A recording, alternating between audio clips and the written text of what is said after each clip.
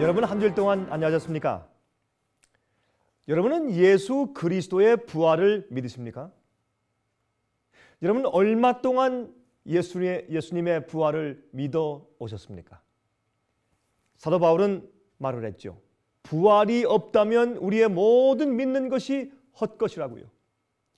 우리가 주님을 믿는 것, 기도하는 것, 찬송 부르는 것, 우리가 11조를 드리는 것, 우리 모든 헌물들, 우리의 선교 활동 모든 것들이 다 헛것이라 그랬습니다. 우리가 믿는 자체가 헛것이라 그랬습니다. 부활이 없다면 우리 그리스도인들처럼 불쌍한 자들이 없다고 그는 말했습니다. 이렇게 우리가 믿고 희생하고 헌신해 왔는데 나중엔 그것이 다 아무런 의미가 없는 것이 되어버린다고 그렇게 말씀을 하였습니다. 우리가 지금 살고 있는 이 현재 삶은 잠깐 빌려 사는 그런 잠정적인 삶이죠. 임시 사는 것이죠. 우리가 사글세 방을 얻어서 잠깐 살고 있는 것입니다. 다시 말해서 우리가 테스트를 받고 있는 기간이죠. 우리가 진리를 더듬어서 발견하여서 영원히 살 수 있는 기회를 얻기 위해서 잠깐 동안 이 세상에 우리가 머물러 있는 것입니다. 우리 이 세상에 지금 살고 있는 것은 영원히 살기 위한 신부 수업 중이죠. 여러분, 그래서 우리가 이 땅에 태어난 유일한 이유는 우리가 진리를 발견하고 하나님을 발견하고 그리고 영생의 소망을 가지고 잠들었다가 부활해서 일어나서 영원한 세계에 들어가는 것입니다. 다시는 썩지 아니할 몸을 가지고 다시는 죽거나 슬프거나 고통이 없는 영원한 세상에 들어가는 것입니다. 새하늘과 새 땅의 시민이 되는 것이죠. 여러분, 지금은 그리스도인들이 부활의 권능에 대해서 배워야 하는 시간입니다.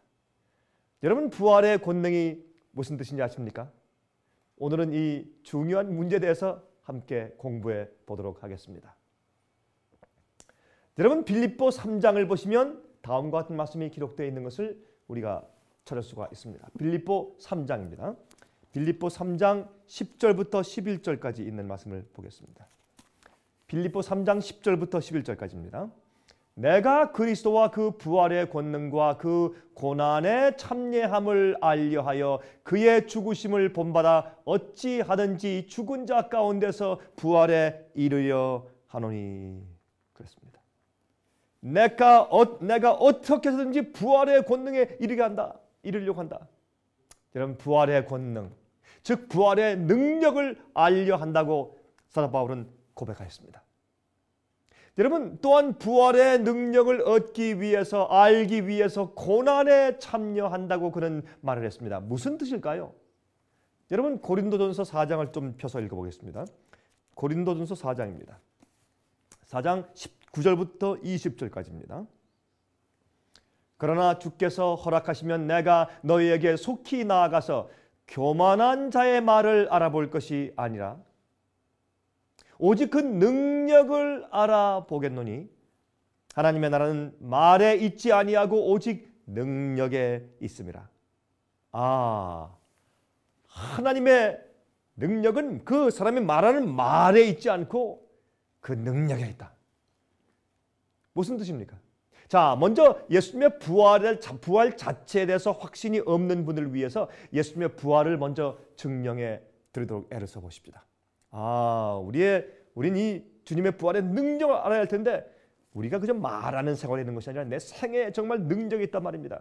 내가 정말 예수의 부활의 능력을 체험하고 그렇게 살고 있느냐 말입니다. 자, 먼저 그런데 예수님의 부활이 실제적인 것인가 하는 것을 좀 살펴보도록 하십시다. 첫 번째, 성경에 예수님의 부활에 대해서 증명할 때 여인들의 증거가 있습니다. 무슨 말이냐고요? 여러분, 예수님 당시에 그 당시에 여인들의 증언은 법정에서 채택되지 않았습니다. 남자들의 증언은 채택되었지만 여자들이 법정에 가서 증인을 서는 법은 그 당시에 없었습니다. 여러분, 여자분들은 좀 죄송하지만 옛날에 풍습이 그랬습니다. 우리 한국도 그러지 않습니까? 여러분, 그래서 제자들이 자기들에게 먼저 나타나신 것이 아니라 여인들에게 예수님께서 부활하신 다음에 먼저 나타나셨다. 그렇게 말하는 것은 사실 참 그 당시의 일로서 자존심 상하는 일이었습니다. 하지만 성경은 예수께서 부활하셨을 때 여인들에게 먼저 나타났다고 그렇게 쓰고 있습니다. 왜요? 그것은 기정사실이었기 때문에 그런 것입니다. 여러분, 그렇게 쓴 것을 보아도 그 당시 풍습에 따라서 예수님의 부활은 확실한 사실입니다. 확실한 사실을 그 여인의 증언들로 이제 증거하고 있는 것입니다. 두 번째 이유, 예수님의 부활이 역사적으로 확실한 사실을 위한 두 번째 이유입니다. 만일 예수님의 부활이 사실이 아니었더라면 예수께서 부활하셨다는 사실이 지금 예루살렘과 유대 땅에 다 퍼지게 되었더라면 바리새인들과 제사장들이 가만히 있었겠습니까? 무덤 속에서 예수의 시체를 꺼내 가지고 와서 온 예루살렘 거리를 돌아다니면서 보아라, 헛소문 믿지 말아라, 예수는 부활한 것이 아니다, 그렇게 했을 거 아닙니까? 그러나 그들이 그렇게 하지 못한 것은 예수님께서 무덤에 계시지 않았기 때문에 그러한 것입니다. 세 번째 이유, 무덤의 돌문입니다. 예수님의 그 무덤은 부자의, 그렇죠? 아리마대 요셉의 무덤에 그 장사 지낸 바 되셨죠. 그 무덤은 부자의 무덤이라 큰 무덤이었고 돌문을 거기에 달았습니다. 그것이 그 당시의 부자의 풍습이었습니다. 그 돌문은 약 2톤, 약 2,000파운드 정도의 그런 큰 돌문이었습니다. 여러분, 그런데 어떻게 말이죠? 어떻게 몰래 그 육중한 돌문을 여러분 그걸 치워버리고 누가 그걸 예수의 시체를 훔쳐갔단 말입니까? 그럴 수 없는 것입니다. 그러면 큰 돌문이 증거합니다. 네 번째 또 증거하는 것입니다. 로마 군인들이 그 문을 지키고 있었고 또한 임봉을 했다, 도장을 쳐서 거기 갖다 이제 붙였다.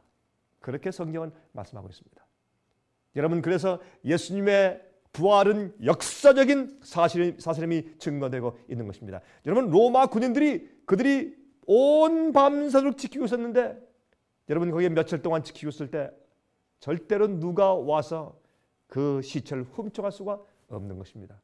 그때 천사가 내려오고 예수님께서 그 무덤에서 나오실 때 그때 로마 군들이 깜짝 놀라서 쓰러졌죠. 그들이 와서 그 얘기까지도 이제 소문을 퍼뜨리기 시작한 것을 우리가 알게 됩니다. 자, 이제 우리 부활의 권능 문제로 돌아가십니다.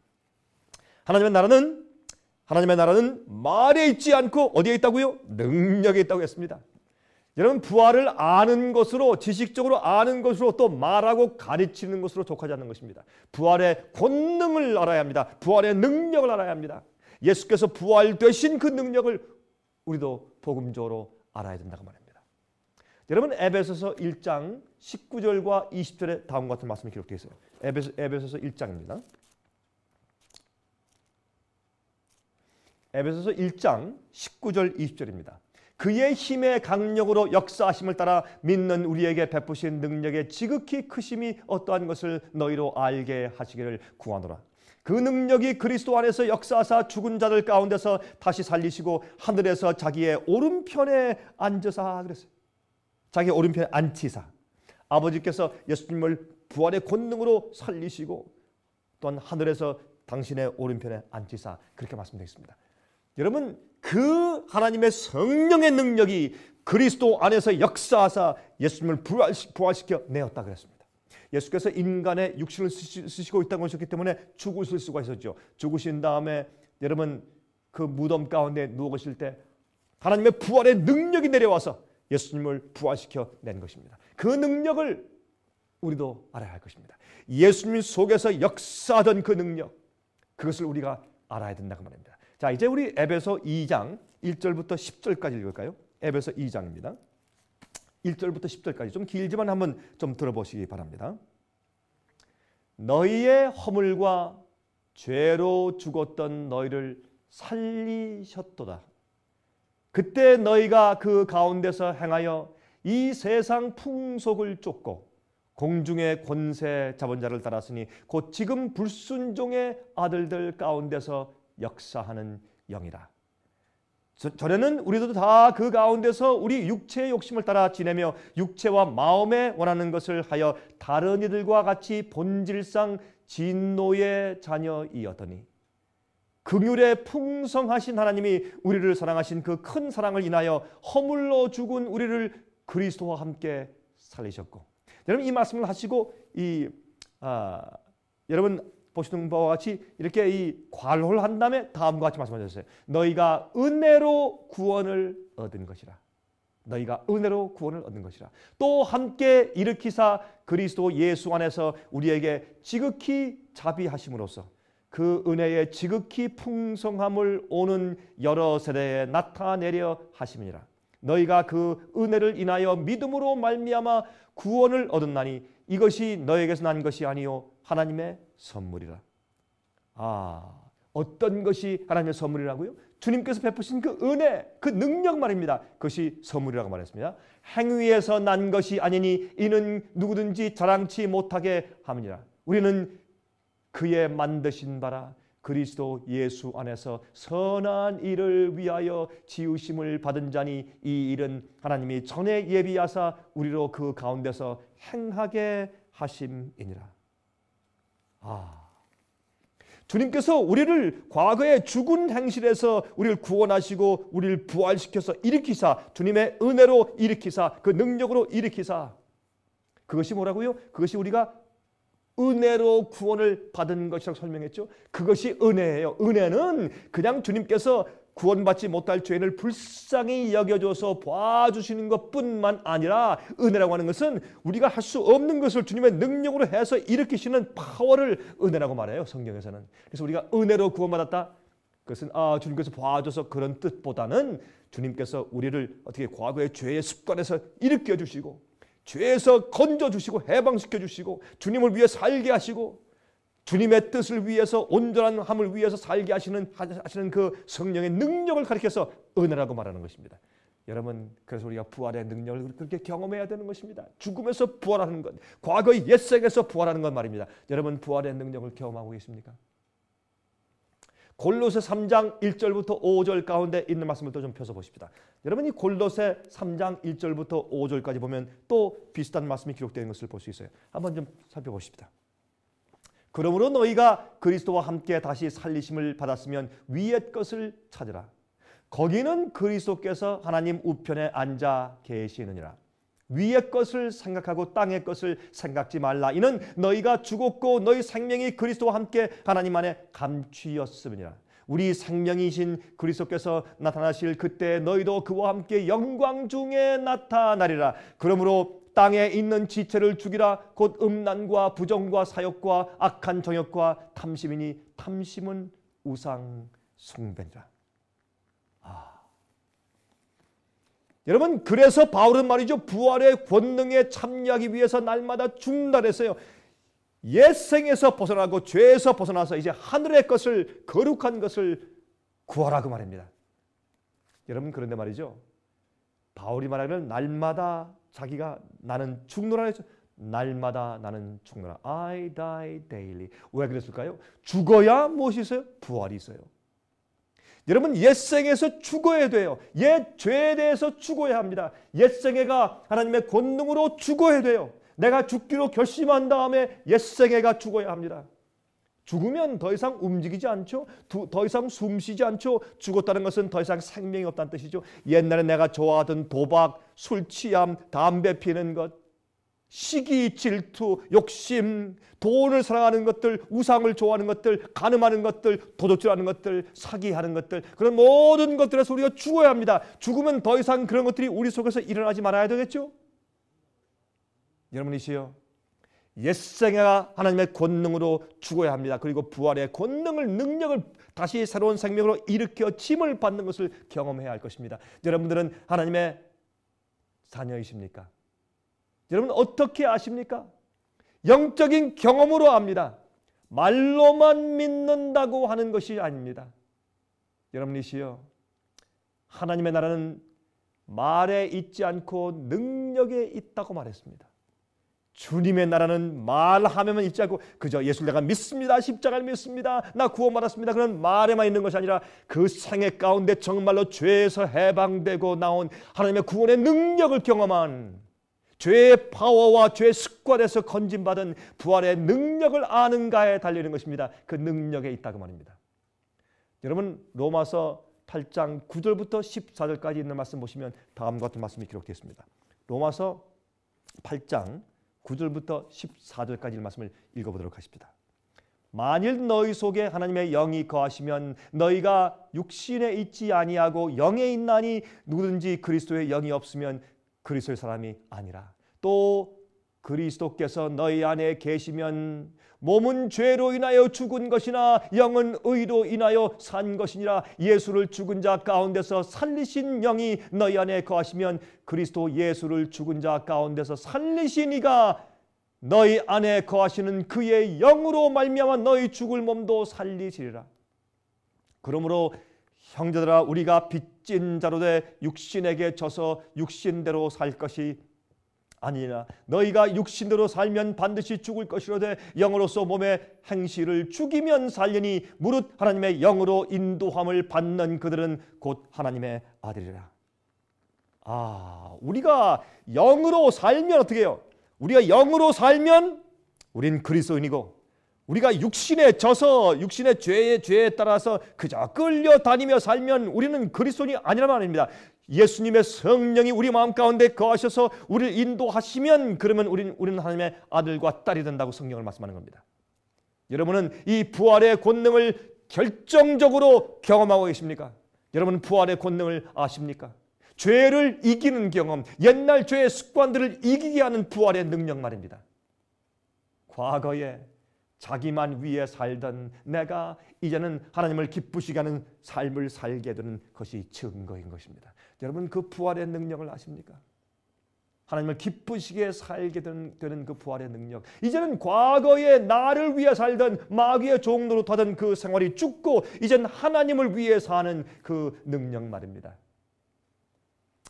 하나님의 명령과 말씀에 순종할 수 있는 성령의 은혜를 가지고 사는 사람들이 하나님의 자녀라고 성경은 말씀하고 있습니다. 여러분, 고린도전서 15장을 보시면 또 다음과 같은 말씀이 기록되어 있죠. 여러분, 고린도전서 15장은 무슨 장입니까? 그렇습니다. 부활장이죠. 여러분, 고린도전서 15장에는 예수님께서 부활하신 사실에 대해서 기록되어 있고 그것이 우리와 무슨 관계가 있는가에 대해서 이제 설명되어 있는 것을 보셨습니다. 자, 고린도전서 15장을 보십시다. 51절부터 57절까지 제가 읽습니다. 보라, 내가 너에게 비밀을 말하노니 우리가 다 잠잘 것이 아니요 마지막 나팔의 순식간에 호련히 다 변화하리니 나팔 소리가 나매 죽은 자들이 썩지 아니할 것으로 다시 살고 우리도 변화하리라. 이 썩을 것이 불갑을 썩지 아니할 것으로 입겠고 이 죽을 것이 죽지 아니함을 입으리로다. 이 썩을 것이 썩지 아니함을 입고 이 죽을 것이 죽지 아니함을 입을 때에는 사망이 이김에 삼킨 바 되리라고 기록된 말씀이 응하리라.